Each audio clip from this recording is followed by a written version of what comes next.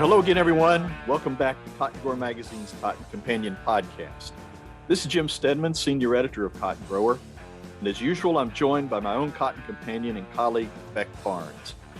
Well, Beck, our CropScan Ag Report consultants told us this week that two words can sum up cotton production right now, and that's hot and dry. Man, I don't doubt that. I don't doubt they said that. I got the scorched grass to prove it. I don't know if I told you I laid sod here in East Memphis back in March or April, I forget. But anyhow, yeah, I told somebody it's like the first time seeing my baby get sick. It just hurts my heart seeing my side get burned up. But yeah, it's been hot and dry. I know our farmers here in the Mid-South have been, can attest to that. I mean, Crimea River, I got some grass I'm trying to take care of. But yes, the consultants are accurate, hot and dry. Hot and dry. I think to a person, they all said, send rain. We need rain. Yeah. P.S. We need rain. Yeah. It's so yeah. I mean, it is that time of year, and we would talk about crop progress, but USDA took a day off this week, which kind of threw all the reports a bit off schedule. But really, based on what we saw last week, cotton planting should be basically complete, or at least in the high 90 percentile of completion. So now with planting done, the focus is shifting to weed control, to fertilization, and insect scouting. And today we're going to visit with two extension weed specialists, Larry Steckel from Tennessee and Tom Barber from Arkansas. Two of the best. Yeah, absolutely.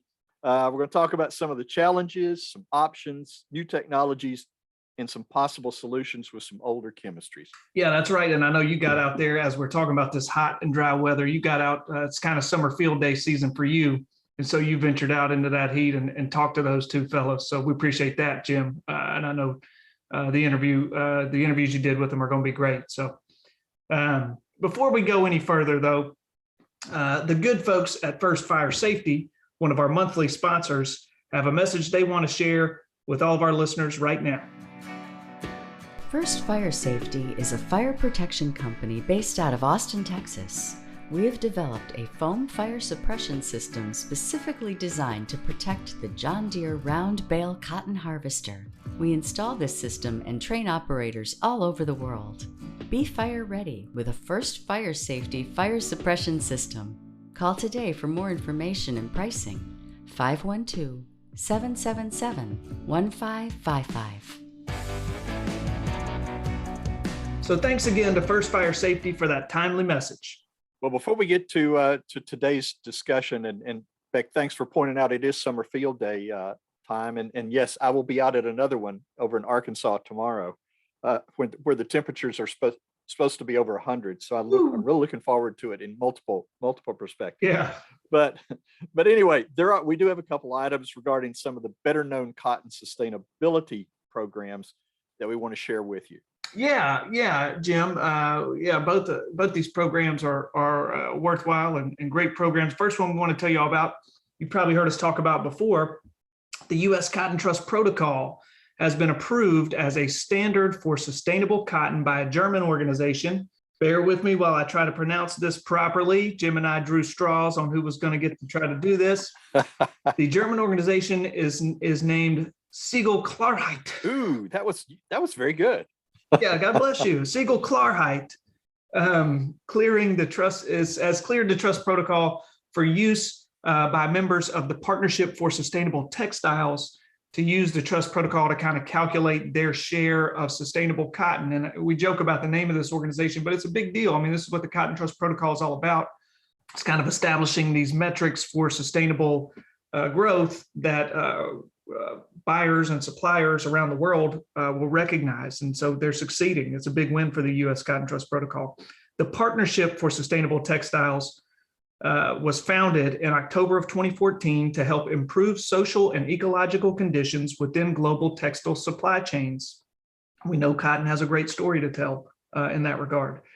The Partnership for Sustainable Textiles implementation framework and reporting format for corporate due diligence allows member companies to indicate how much cotton they source and how much of it is sustainable or organic cotton certified by recognized standards. In addition to the U.S. Cotton Trust Protocol, other organizations recognized as standards include Better Cotton, Australian MyBMP, Cotton Made in Africa, Fair Trade Cotton, and Cotton Connect.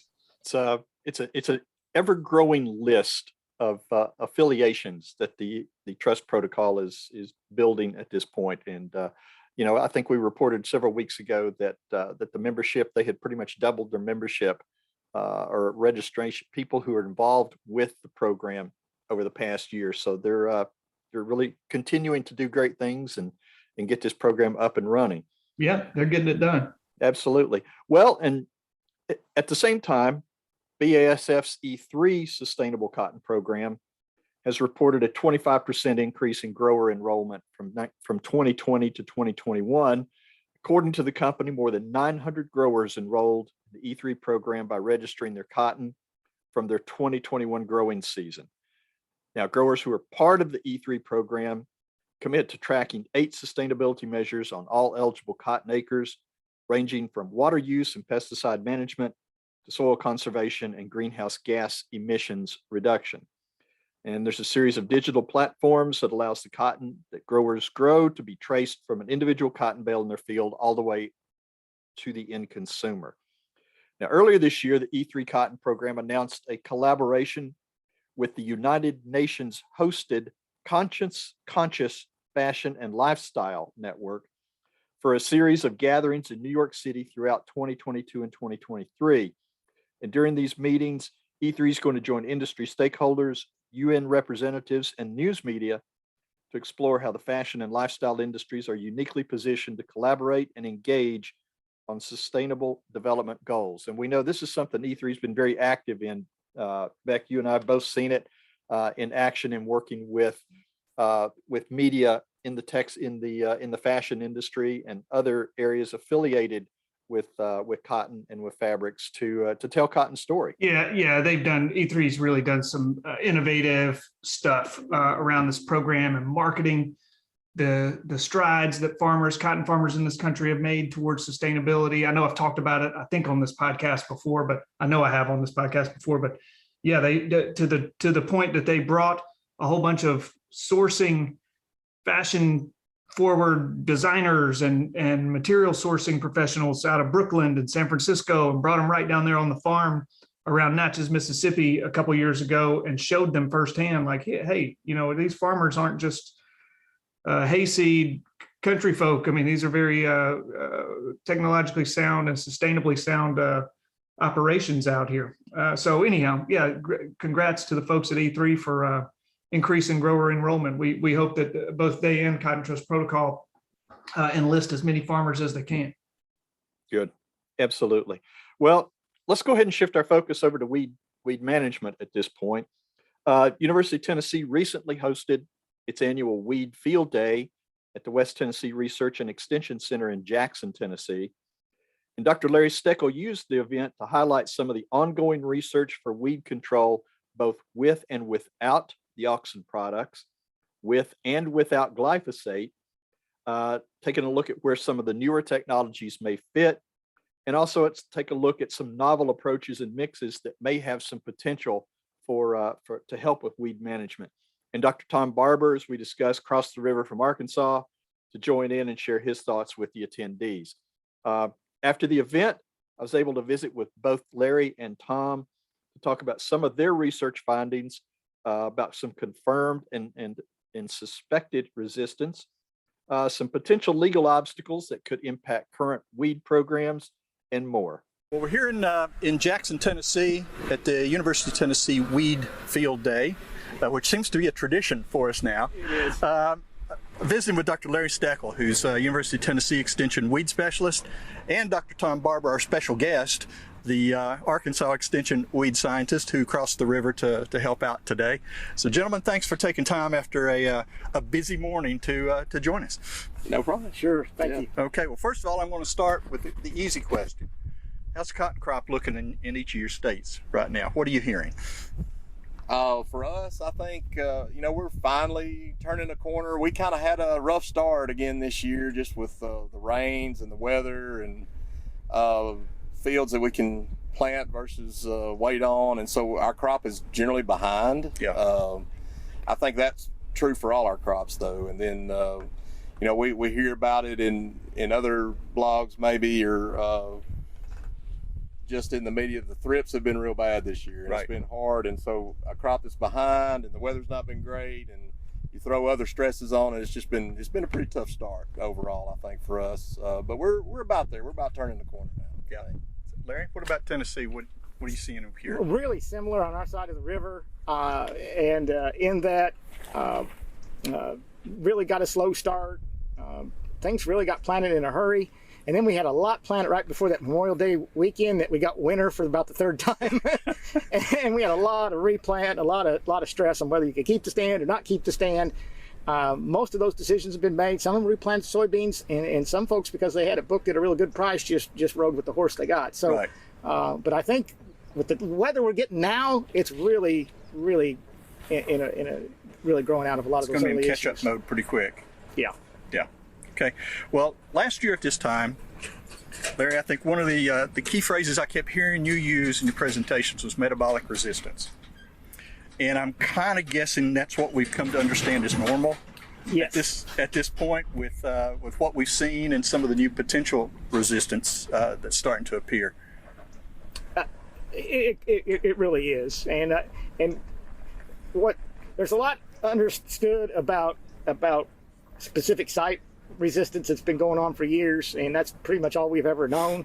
But this metabolic resistance, I think, has been building up in the background over years, over a lot of the herbicides we're using, to the point now it's starting to raise its ugly head. And I know the folks in Arkansas have been ahead of us on this as far as figuring out what's going on. Easy. I don't know about that. I don't know. They got smarter people over there than we do. It takes some pretty good research to figure a lot of that stuff out. But I think I've been trying to draw from what they're doing, because we're seeing some issues here with things like dual not lasting quite as long as it did a few years ago. Right. And that's metabolic. This dicamba resistance is probably metabolic. It sure looks like it, just from my observation in the field. And I think a lot of those things are linked. And it has huge ramifications for how we go forward as far as control. Because even if you bring out a new herbicide mode of action, there's no guarantee we're not going to see maybe a little bit of resistance right at the start with. Sure. Well, yeah, it's no doubt on our side of the river too. I mean, we're dealing with the same, and we've been using the same herbicides for how many years now? Decades. Decades. I mean, it's not even.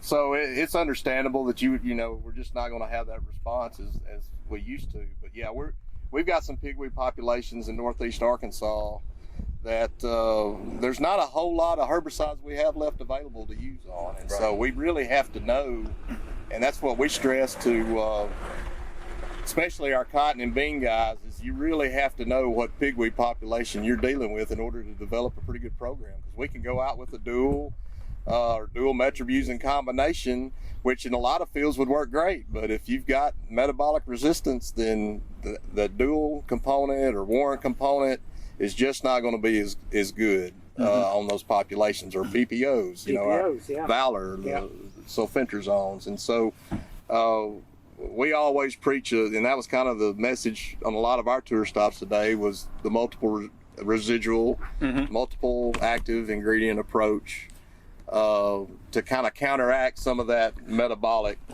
resistance issue that we're dealing with. Well, it sort of brings up to my next question. We did get the new auxin labels late last year, but it always seems like they're still under the gun at this point, even though it's for a certain number of years. Who knows at this point? Now we've got reviews coming up on Diuron and Cotaran that could eliminate or severely reduce their use in cotton. One of the trials you had out there, Larry, sort of looked at the worst case scenario if these products, including glufosinate, get lost. There, what's that recommendation look like? Yeah, it's hard to maybe visualize it, but basically it's living with a lot of pigweed in my cotton field is what it comes down to. We just don't. When we lose Diuron, we lose dicamba 2,4-D, whether the resistance or regulatory, or we lose liberty to resistance. We're down to overlapping residuals. Right. And even one of the residuals I'm overlapping is Diuron MSMA under the hood. Well, it's gone if some of this happens. So really restricting the tools. It's to the point where we're living with a lot of weeds. I'm not sure how we're going to raise a crop without some of those herbicides. And you said you're already kind of seen some of that in Northeast Arkansas. We are, and you know, a lot of our growers in that area have hand weeding crews on the payroll basically every year to help remove escapes, which, I mean, it is a good practice to do that, but it's just, that adds another expense to your cost of production. And so we definitely don't want to do that on every acre. Right now it's field by field basis. Sure. But I don't think we can effectively manage like that on every acre. So, you know, we really, and I don't want to get too far off into the rice here, but we've seen this before in our rice crop, because we've got barnyard grass that's resistant to just about every herbicide we have available. And that's where we're at, what Larry just said. I mean, there are a lot of our recommendations, 2 residuals up front, 14 to 21 days, you're coming back with more residuals no matter what. You know, you've got to put it out in order to get ahead of some of the barnyard grass populations that we have. So, you know, I don't want it to get there in cotton. I think in some fields we're already there, and we're already making that recommendation, but it's getting harder and harder because the products are more and more limited. And if we lose diuron, and especially diuron, you know, Cotaran, I don't know. I really don't know. I don't have an answer right now on what we're going to do. Yeah, absolutely. Now, you also, being on your side of the river, are starting to see early signs of glufosinate resistance. You said, just in pockets at this point.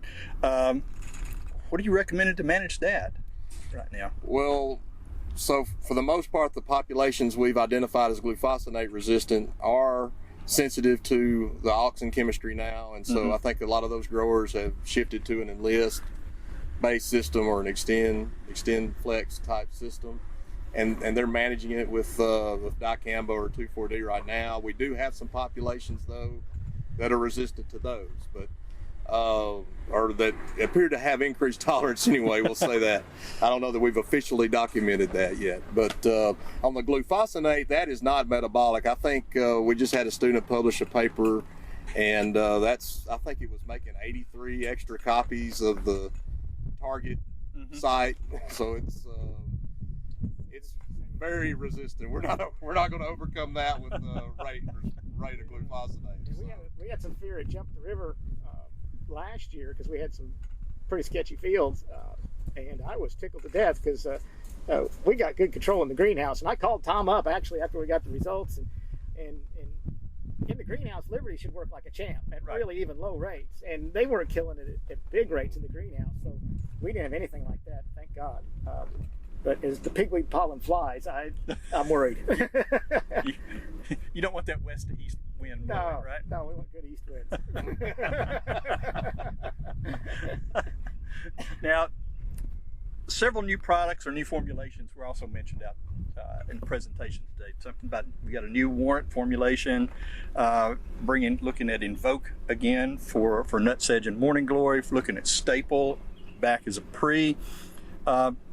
I think last year, Larry, we kind of talked about anything that you could pull out of the shed that might still have some life, and it looks like you're kind of doing that a little bit. And we are, and it kind of like any port in a storm is kind of what I look at. And like even like some of those staples where we put staple pre post, I was mostly dialing that in for tea-weed control because I get lots of calls on tea-weed and copperleaf, and it helps a lot on those. But there's less pigweed coming up when it was, I had pretty good, it was only maybe 50-60% control with Roundup Extendamax. I added staple pre and then come back post, and we had better control. So if you put staple over the top post, I'm pretty sure most of them are going to live, but you get a little bit of control pre with it, and I know the boys in North Alabama and in the Tennessee Valley use it pretty regular pre-emergence, and I know in South Georgia they do too. And I always kind of scratch my head because it seemed like staple's just so much yesterday's news on pigweed, but I think from a pre-emergent standpoint, and you pick up a little bit, and we need every little bit we can get now. Yeah, definitely. Now, you also talked about you were using Zidua and Brake in conjunction with fertilizer, or impregnating the fertilizer with it. How does that work? So basically, it's 3.2 ounces of Zidua is what it is, and they make it into a slurry, and they'll put it out for whatever the blend the farmer's using. Most of them are putting on 250 pounds of fertilizer. It's usually the blend. It's boron, it's ammonium sulfate, it's whatever they're using for their blend, and spreading it out there. And it's a way to use pyroxasulfone in cotton. I have I don't know, Tom maybe can do better in Arkansas. I can't get anybody to use a hood anymore and pull them out of the weeds. This is the closest we can get to a lay-by, and really a heavy dew activates it. Yeah. I was surprised at how little water it takes to get it activated. So I'm really high on it. So the folks from that make Fluoridome break, C-Pro folks wanted to look at it with that. So we're looking at it with Fluoridome. Okay. It's sort of mixing it with fertilizer is a little expensive this year, though, right? Yeah, the carrier, water's a lot cheaper carrier right now. And that was a call I got. How low can I go on the fertilizer? So, That just sort of seems to be the standard question for everybody this year. Tom, you also talked about some new technology that BASF has coming. Hopefully, if all registrations fall in place for next year with, was it the Axan Flex and the Elite 27 herbicide? Right, yeah. So we showcase some of Larry's plots in that, and I have that across the river in some of my research plots as well. And I guess if there's something new in cotton from a technology standpoint, that's definitely it. But it's still old herbicide chemistry, and we've used that type of chemistry in corn. And actually, on our side of the river, if we're spraying it post, we get variable results on pigweed. But as a pre-emerge or as a residual, we still get good control of pigweed, especially when we're able to mix it with photosynthetic inhibitor like diuron or Cotoran or something like that. So I'm encouraged. I think that it's a system that we can develop a good pigweed program around, especially if we lose diuron and Cotoran. We're really going to be looking heavily to it. And we'll just have to figure out what we're going to do from a post-emergent standpoint. It's still, with that technology, like I said, it's good, but I think we're going to have to evaluate what posts we're going to use with that, because as good as it can be from a pre-emerge standpoint or residual, we still eventually are going to have pigweed we probably have to deal with in a wide row cotton crop. Yeah. So basically, the takeaway from all this is be flexible. Right. Yeah, be ready to adjust. Absolutely. On a dime. Yeah, pretty much. Gonna have to on technology and any of these herbicides at the drop of a hat. It seems like we can lose them. Evolution, you see it in history books, and it's dinosaurs, and it's supposed to be slow. It's fast. That's what we've seen here in the Mid-South, up and down the Mississippi River. It's fast when it comes to herbicide resistance. It seems like 5, 6, 7 years, and that's about all you get. It's about all you get. Yep. Well, gentlemen, thank you for taking time. I appreciate it. It's been a nice warm morning. A pretty good crowd, Larry. Yeah. But I'm attributing that to Tom. It is. His presence completely. I headlined him on the announcement. There's no doubt. All right. Yeah. Sounds good. Thanks a lot for joining us, and I'll be in touch with both of you again soon, I'm pretty sure. Sounds good. Thank you. All right. All right, so that's it for this episode of the Cotton Companion podcast. Special thanks to Larry Steckel and Tom Barber for taking time to visit with us. We want to thank as well First Fire Safety for sponsoring this episode. And as always, a big thanks to you, dear listeners, for joining us. If you like what you hear on the Cotton Companion, please be sure to spread the word, tell your neighbors and friends about us, and here's where and how they can find us. You can find the Cotton Companion in 3 easy ways. First, go to cottongrower.com/companion, or simply click the podcast tab at the top of the homepage. Second, subscribe to our channel on iTunes or wherever you find your podcasts these days. And 3, sign up for our weekly e-newsletter, the Cotton Grower e-News, that's delivered to your email inbox every Tuesday morning. You can do that by going to cottongrower.com/subscribe. Also, be sure to follow Cotton Grower on social media. We are at Cotton Grower Mag on Twitter. And on Facebook, you'll find us by searching for Cotton Grower Magazine. Cotton Companion Podcast is produced twice monthly by Tyler Hatch and Kim Henderson, our talented colleagues at the world headquarters for Meister Media Worldwide in Willoughby, Ohio. My name's Jim Stedman. His name's Beck Barnes, and we'll be back with you in a few weeks in the next episode of the Cotton Companion. Until then, stay safe and stay cool. Yeah, he works and he works and he works and he works all day. God made a farmer. Yeah,